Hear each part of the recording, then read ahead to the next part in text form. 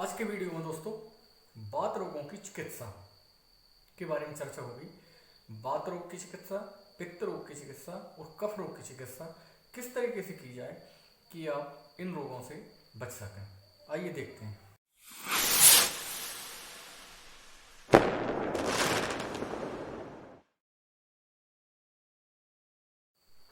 नमस्कार दोस्तों, मैं राकेश बक्सी आपका स्वागत करता हूं आयुर्वेद पर चर्चा के चौथे भाग में।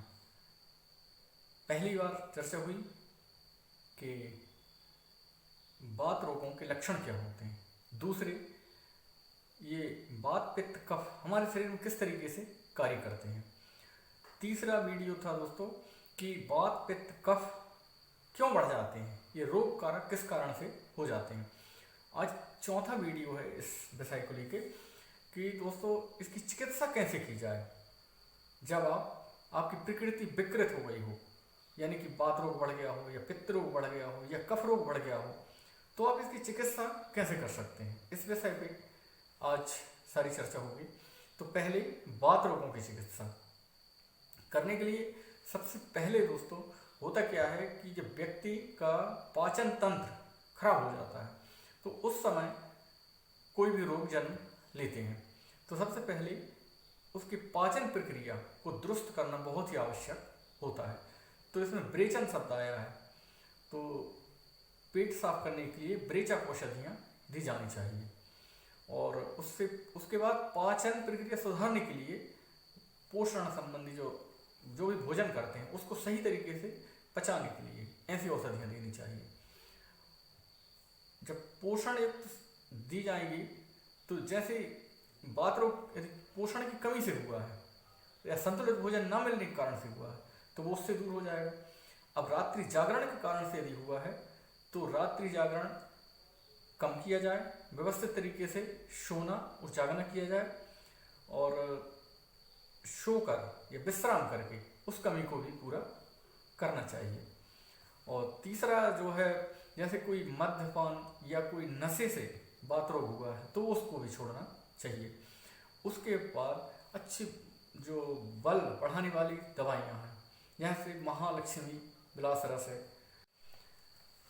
महाबात गंजाकुश रस, एकांग वीर रस, बृहद बात चिंतामणि रस, बात कुलांतक रस, महाबात विध्वंसक रस है, आपसे कहें दशमूल अरिष्ट है और अश्वगंधा अरिष्ट है, शुंठी चूर्ण है, अजवाइन के जो बनाए हुए द्रव्य हैं, महालक्ष्मी विलास रस, चिंतामणि चतुर्मुख रस, त्रिलोक चिंतामणि रस और आपसे कहें तो ये औषधियाँ का सेवन करके आप बात रोग से बच सकते हैं। लेकिन एक परामर्श है आपके लिए कि आप किसी भी योग्य चिकित्सक से ही इन दवाओं का सेवन करें तो बहुत ही अच्छा होगा और आपका स्वास्थ्य भी अच्छा रहेगा।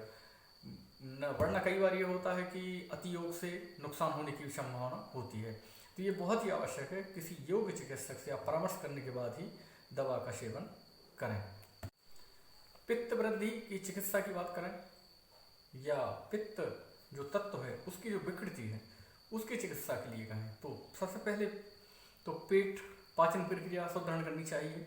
किसी भी आयुर्वेद के हिसाब से पाचन प्रक्रिया पहले दुरुस्त की जानी चाहिए। उसके बाद पूर्ण विश्राम रोगी को दिया जाना चाहिए ताकि वह शांति पा सके। उसके बाद बहुत ही अच्छे और जिस कारण से हुए हैं उन कारणों को भी आपको बंद कर देना चाहिए। पित्त वृद्धि यदि आप कोई नशे की वजह से हुई है तो वो नशा आपको तत्काल बंद करना चाहिए, चाहे वो मद्यपान हो या धूम्रपान हो या किसी भी अन्य दवा का यदि आपको असर है तो उसको बंद करके फिर चिकित्सा शुरू की जानी चाहिए। तो इसके लिए बहुत ही अच्छे प्रयोग हैं इसमें, जैसे उसीराशव है, चंदनाशव है और मुक्ता पिष्टि है, शीतोपलादी चूर्ण है, कामदोधा रस है, सूतशेखर रस है। ये सब पित्त तत्व की शमन करने के लिए बात करें दोस्तों कफ तत्व शांत करने की या कफ तत्व की चिकित्सा किस प्रकार से, या आपका कफ तत्व यदि बिगड़ गया है, विकृत हो गया है तो उसको शम करने के लिए क्या प्रयोग है। तो सबसे पहले ये होता क्यों है, मैंने बताया था आपको कि ये अग्नि की मंदता के कारण से, यदि आपकी पाचन संस्थान कमजोर हो गया है तो ये कफ तत्व बिगड़ जाता है आपका। तो सबसे पहले अग्नि जो आपके पेट की मंद हो गई है उसको तेज करने के लिए लंघन है या उपवास है। ये दूसरा आपसे कहें कि अति थोड़ा सा मेहनत करके, परिश्रम करके पसीना निकलने लगे आपका, तो उससे भी आपको इससे राहत मिलती है। और यदि ये कफ तत्व विकृत हो ही चुका है तो उस ये करने के बाद पौष्टिक आहार इसमें बंद करने होते हैं कुल मिला के, ताकि जो मेटाबॉलिज्म गड़बड़ा गया है वो सही आ जाए। उतना परिश्रम करना चाहिए, जितनी भी एनर्जी में आप भोजन इनटेक करते हैं उतना आउटटेक भी यानी होना चाहिए, तब वो सही संचालन होता है शरीर का। तो इसके लिए जो औषधियाँ हैं, शुंठी चूर्ण है जैसे, और त्रिफला है, त्रिकुट है जिसमें सौंठ है और काली मिर्च है और जायफल, अदरक, मधु और गौमूत्र से बने जो भी दवाएं हैं उनका सेवन करके भी आप इससे निजात पा सकते हैं। इसमें जैसे कफ कुठार है, कफ केतु रस है, इसके लिए कफ केतु रस है, कफ कुठार रस है, और आरोग्यवर्धिनी बटी भी इसके लिए काम आती है, और शक्ति चंद्रोदय बटी है।